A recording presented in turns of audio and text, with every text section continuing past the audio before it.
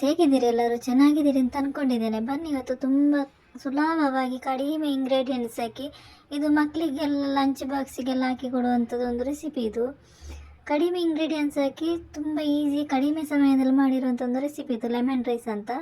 ಬನ್ನಿ, ಇದನ್ನು ಮಾಡೋದು ಹೇಗೆ ಅಂತ ನೋಡೋಣ. ಇಲ್ಲಿ ನಾನು 2 ಗ್ಲಾಸ್ ಅಕ್ಕಿ ತಗೊಂಡಿದ್ದೇನೆ. ಇದು ನಾವು ಬಿರಿಯಾನಿ ಎಲ್ಲ ಮಾಡ್ತೇವಲ್ಲ, ಅದು ಅಕ್ಕಿ ನೆನೆಯಲಿಕ್ಕೆ ಇಟ್ಟಿರೋದು. ನಿಮಗೆ ಯಾವ ಅಕ್ಕಿ ಬೇಕಾದರೂ ತೆಗಿಬೋದು.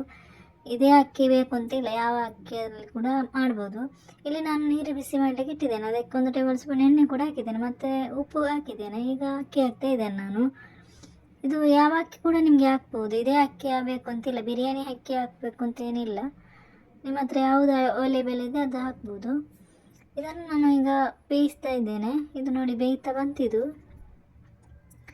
ಇದನ್ನು ಈಗ ನೋಡಿ, ಇದು ನೀರು ಸೋಸ್ಕೋಬೇಕು. ಇದನ್ನು ನಾನು ನೀರು ಸೋಸ್ತಾ ಇದ್ದೇನೆ. ಇಷ್ಟು ಬೆಂದರೆ ಸಾಕಾಗ್ತದೆ. ನೀರು ಸೋಸ್ತಾ ಇದ್ದೇನೆ. ಇದು ಈ ಥರ ನೋಡಿ, ನೀರು ಸೋಸ್ಕೊಂಡಿಟ್ರೆ ಆಗ್ತದೆ.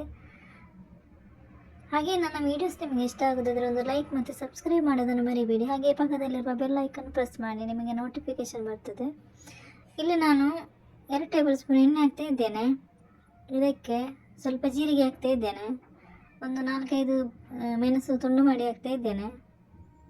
ಸ್ವಲ್ಪ ಫ್ರೈ ಮಾಡಬೇಕು. ಈ ಥರ ಚೆನ್ನಾಗಿ ಫ್ರೈ ಮಾಡಬೇಕು. ಇನ್ನು ಇದಕ್ಕೆ ನಾನು ಕಡಲೆಬೇಳೆ ಹಾಕ್ತಾ ಇದ್ದೇನೆ.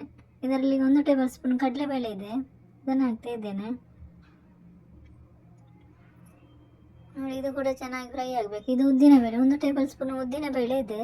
ಇದನ್ನು ಕೂಡ ಚೆನ್ನಾಗಿ ಫ್ರೈ ಮಾಡಬೇಕು.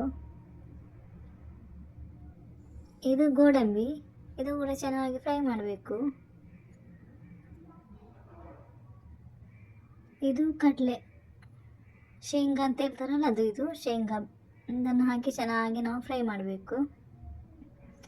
ಈಗ ನಾನು ಇದಕ್ಕೆ ಒಂದು 3 ಈರುಳ್ಳಿ ಹಾಕ್ತಾ ಇದ್ದೇನೆ.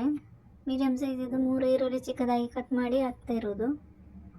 ಇದನ್ನು ಹಾಕಿ ನಾವು ಚೆನ್ನಾಗಿ ಫ್ರೈ ಮಾಡಬೇಕು. ಮತ್ತು ಇದು ಕಾಯಿ ಮೆಣಸು, ಇದು ಆಪ್ಷನ್, ನಿಮಗೆ ಬೇಕಿದ್ರೆ ಹಾಕ್ಬೋದು, ಇಲ್ಲದ ಸ್ಕಿಪ್ ಮಾಡ್ಬೋದು. ಇದನ್ನು ಹಾಕಿ ಚೆನ್ನಾಗಿ ಫ್ರೈ ಮಾಡಬೇಕು. ಮತ್ತು ಸ್ವಲ್ಪ ಅರಿಶಿನ ಹುಡಿ ಹಾಕ್ತಾ ಇದ್ದೇನೆ. ರುಚಿಗೆ ಬೇಕಾದಷ್ಟು ಉಪ್ಪು ಕೂಡ ಹಾಕಿ ಚೆನ್ನಾಗಿ ಫ್ರೈ ಮಾಡಬೇಕು. ಈ ಥರ ಚೆನ್ನಾಗಿ ಫ್ರೈ ಮಾಡಬೇಕು. ಇದು ತುಂಬ ಚೆನ್ನಾಗಿ ಬಂದಿರುವಂಥ ಒಂದು ರೆಸಿಪಿ. ತುಂಬ ಚೆನ್ನಾಗಿ ಈಸಿಯಾಗಿ ಮಾಡ್ಬೋದು.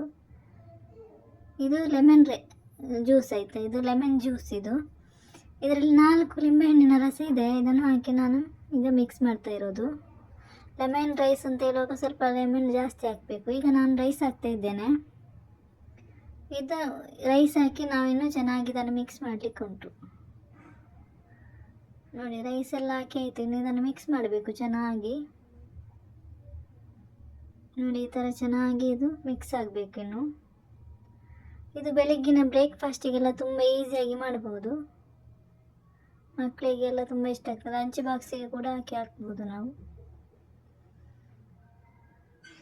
ತುಂಬ ಚೆನ್ನಾಗಿ ಇರುವಂಥ ಒಂದು ಫಾಸ್ಟ್ ಮಾಡುವಂಥ ಒಂದು ರೆಸಿಪಿ ಇದು, ಕಡಿಮೆ ಸಮಯದಲ್ಲಿ.